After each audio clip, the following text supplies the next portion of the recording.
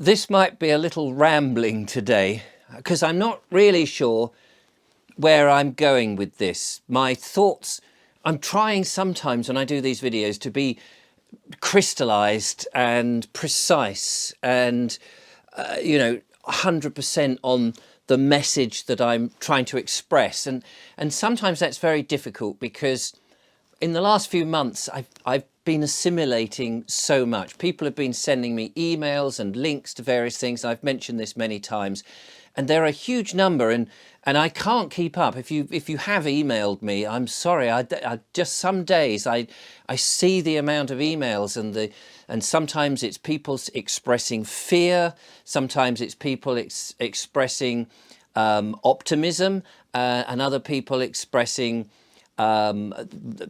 information, I suppose, with links and things like that.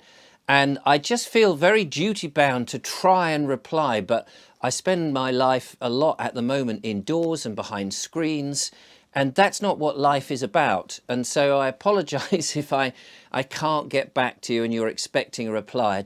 I'm just finding the more I do this and the more the channel is growing, it just becomes so very difficult to obligate that or to what's the word I'm looking for, to service that obligation I feel to stay in touch with you. So apologies on that. Is it me? Do you feel this as well, that there is something about to happen? And I'm not talking about all the stuff that, we've been talking about recently, the 15-minute cities, the digital ID, how we're going to be enslaved, or at least that's the push, the monitoring, the surveillance. Is it me? Is there something beyond that? Are you getting a sense that there's something beyond that? Yesterday I was talking about these coronal emissions that are going to be, these blasts from the sun. I can't even remember what they're called. Coronal mass ejection. There you go. In which, unless we are really very lucky, can wipe out the electric grid, will turn off anything that's run by electricity. So the internet will be gone, mobile phones will be useless, the masts that broadcast all of this will be rubbish. The water supplies will not be able to be pumped down to you.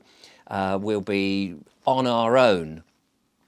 And in one hand, I sort of feel like here we are. We've got the World Economic Forum, which seems to be, to me, in my opinion, a bunch of villains who have this psychopathic notion that they want to command everything. And maybe behind them are bankers who want to extract all the money from everybody and enslave us and then monitor us and push us into these basically concentration camps, which will be called low traffic neighborhoods or 15-minute cities. And we'll have to have digital IDs to get online to do anything. Which includes, I think, any kind of monetary thing if they bring in the central bank digital currencies, or even if people are using things like Bitcoin. It seems to me that anything that's on the digital realm, no disrespect to my guest that I was talking to yesterday afternoon about Bitcoin, but I think anything that's online, if it was brought in with a digital ID, it's basically an outdoor shield that unless you give away your data and your rights, you wouldn't be able to use anyway. And it seems to me that that is a worrying situation. But despite that, despite the effort to push us into this direction, or the threat of the nuclear war because of what's going on in Russia and Ukraine, and all of that tension, despite all of that, there is outside our influence as human beings, the potential for, as I said, these solar flares or the corona mass ejections, this system that's just going to knock out all of the digital world. And then yesterday I was sort of thinking, actually, we should be staying in the analog world, and I mentioned that. And I whether this is it, I don't know. All these things are so hard to predict. But what I feel, this is the question I want to ask, do you sense that despite the fact that we're actually, the WEF and all that are pushing us through the government and the puppets and everything else, that we're being cajoled in that actually all of that is really just a distraction. You see, let me put it another way. That in a way, I feel that we're worrying about, not worrying about nothing, because I think we should be worrying about things, and I think they are pushing us in this direction. I just think that from doing these talks, these monologues, and looking at what people have been sending me, and people have been sending me books, and thank you to the wag who got in touch recently and said, oh, why don't you change your books, because we're fed up of seeing those. You should be listening to the message, not looking at my scenery, but I appreciate that. You can look at whatever you like. You don't have to listen to anything I say. It's just an opinion. But the point is, having done this now for a few weeks, and the channel becoming popular, and I've been introduced to some amazing people and had some wonderful guests, and I've had my mind challenged, and I've learned to hold what people are saying, listen to what people are saying, put away my, what would you call it, my defense mechanism or my disbelief, and say, no, be open to the ideas. And I have been open to the ideas.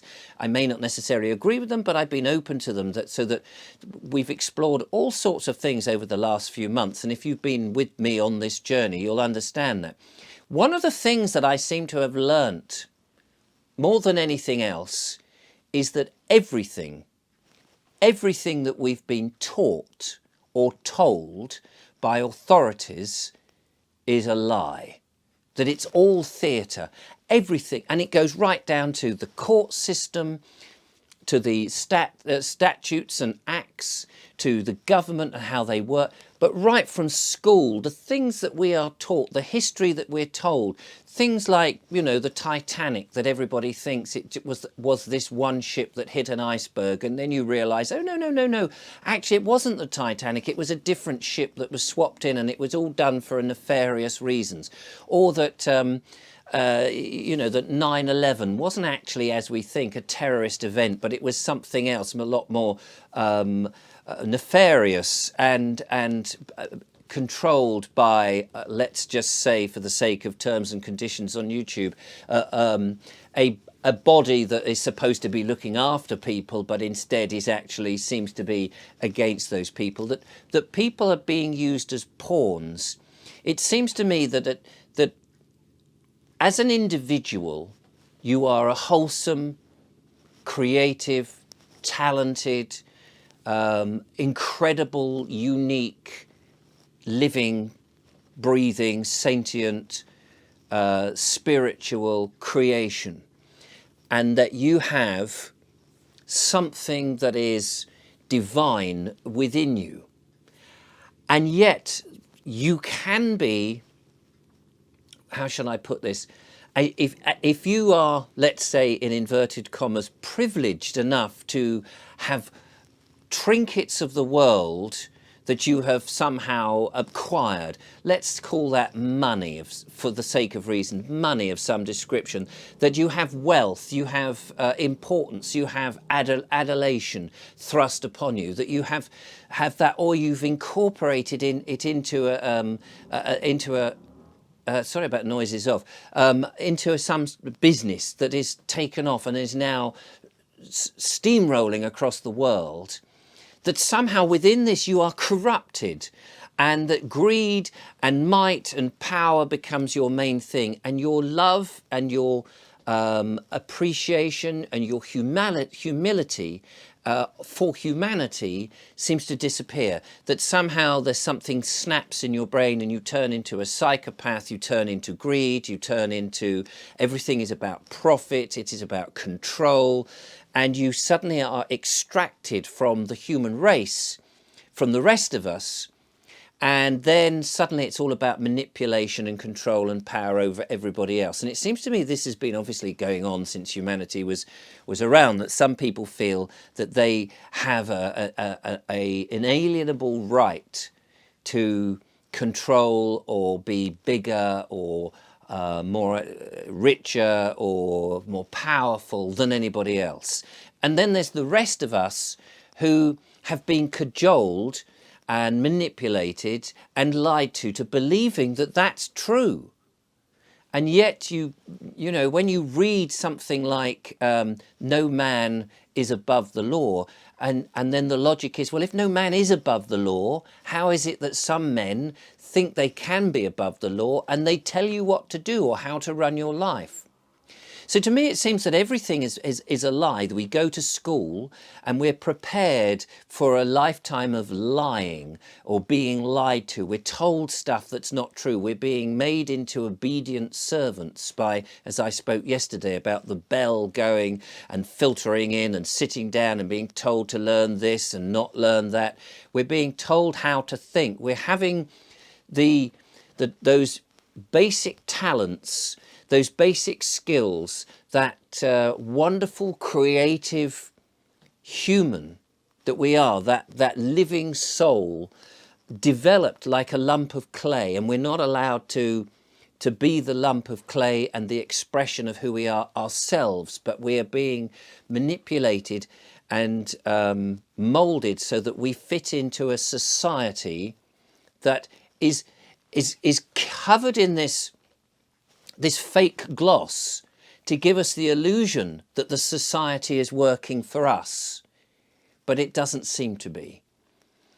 And I've realized that with this sense, this rather foreboding sense that something is going to happen, that in a way something bad is going to happen, but something good will come out of it. That the bad will actually knock out the WEF and these 15-minute cities and this war in the Ukraine. That all of this is a lie and a distraction in and of itself. That we are getting ourselves all het up about all digital IDs and net zero and all of this. And yet I feel in a way that because so much that has been presented to us is a lie, I almost feel that all of that is a lie as well, that the fact that we're allowed to talk about it on YouTube or anywhere means that we've been given permission to talk about it, to question it. And yet, so that seems to me to be a bit of a lie. Now, as I say, this might be a bit rambling and a bit confusing because I'm trying to put into words this concept. And here's the nub. Here's the nub of what I'm trying to get to. And I know this hasn't been the most coherent one of these monologues that I do. I think that what's happened is we've been put into a society which isn't a society of good living. And it comes back to that business about we've let other people do the stuff we ought to be doing ourselves. We've given, through television, we've given people control of our thoughts. Television and media are telling us how we ought to think, how society should be. Advertising gives you the glimpse, are you not doing this? Have you not got this product? You'll be so much happier if you have this. That's an illusion. You know that when you go, oh, I must have the latest, whatever it is, car, fridge, telephone, whatever it is, you know that when you've got it, 5 minutes later, you are no happier than you were than when you didn't have it. For a few minutes, oh, look, I've got this, I'm so happy. And then, oh, like a magpie, another shiny thing is on the horizon. That's not what happiness is. That's not what it's about. We've allowed television, this propaganda, this wonderful, amazing thing that could be so good for our lives, that's been hijacked, and it's an illusion about it, telling us about the world, giving us an illusion that there is this problem with things like CO2, that the planet is warming up, giving us the illusion that it's teaching us about stuff, but it's actually telling us lies and also telling us how we should be living in this society. But it's more than that. It's more than that. We are offsetting the skills, the talents, the unique wholesomeness, the holistic. We're continually being bombarded with this fakery. We're being told that we need to see doctors. that doctors have the answer to everything. What we're not being told is that our bodies are incredibly good at healing themselves. That if we only got off things like sugar and processed foods, if we ate wholesome, proper, real food, we would feel so much better. Our brains would be able to think better, and the ailments that we often have would disappear. But we're not allowed to think that. We have to think, no, we've got to go to the doctor, and the doctor will sell us something from Big Pharma, which actually, when you look at all the blooming side effects, you realise, hang on a minute, it's got all these side effects. Why has it got so, well, my friend, in order to make you better, there's always a risk of the side effect. And yet if you eat an apple, or you eat an orange, or you eat, a nice piece of beef or a piece of bacon, what are the side effects from eating good, wholesome, proper, grown, looked after food? There's no the side effects are better health, that you don't get headaches, you don't get stress. The side effects are good living. But the medicines and stuff, which, don't worry about the side effects. Oh yes, and it says, potential death, but people don't really die. It's potential though. Why would you risk it? So that's another thing that we're being lied to. My message is on this, my opinion rather, is simply that we've farmed out, what's the word? Our responsibilities have been given to other people, to corporations, to governments, to other businesses. We haven't taken back the responsibility for our life, for ourselves. What I feel that we should be learning for ourselves within a community, within local, within small, is how to live. And by that I mean how to make things with our hands, how to survive for ourselves. Not that somebody else makes the food for us and we just put it into an electronic machine that heats it up. That we know how to make fire, that we know how basic, primitive survival stuff, that we know how to write our own stories, tell our own stories, communicate our own stories, our own narratives, our own beliefs, have our own religion, not understand what goes on in our heads, understand the magic of the mind and how it can create wonderful things for us, that we can create our own houses. Instead of going off and saying, I want to have a house, we should learn. We should be learning how to build a house, how to lay the floorboards, the foundations, the bricklaying, how to put in a roof, how to protect ourselves. We shouldn't necessarily just let somebody else has done it for us. Oh, marvellous. So now we've got to work as worker bees and be paid a pittance so that we're enslaved on a mortgage to pay for this thing that's been made. That should not be how it is. We should be knowing that our family is a unit, and that we're all working together on building where we live, tending to our gardens, growing as much as we can our own food, and bartering with our neighbours, and sharing joy, and getting together as small communities.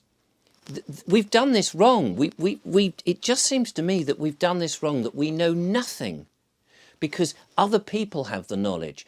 The one thing that YouTube gives us is, it is in a way its own little community now, because everybody's sharing how you make a brick wall, or how you put two timber together and a mortise joint, or how you can solder things together, and how you could rewire your own house. You know, in a way, that knowledge is being shared. It's no longer the secret of a guild or master craftsman who says, oh no, in order to have this you've got to pay a premium money. People are actually sharing that knowledge, which is, I think, is a good thing. But I feel that if something is going to happen and that we're effectively going back to basics, we've got to learn to be responsible again, and not use the convenience that is being sold to us. These adverts for a new phone that can be strapped on and you can measure your heartbeat. I mean, I can measure my heartbeat by putting my fingers onto my, whatever the vein is in my arm here. I can hear it, I can feel it, I can know if I'm healthy because I'm eating good food.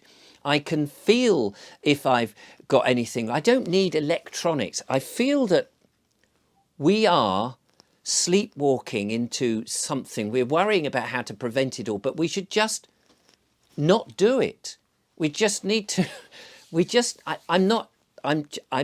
this is one of those moments where I feel I'm not clever enough. I'm not talented enough to express the thoughts that are in my head, to put them into a comprehensive sentence that you can fully understand and grasp. And I'm trying, and I will continue to try this in these videos, because I feel that it is this business about we need to understand ourselves, and we need to understand that we as individual people, as living men, as living women in our communities, that in our shared existence with one another on a smaller individual basis, we have skills and the ability to have an amazing and fantastic and beautiful life, a gift.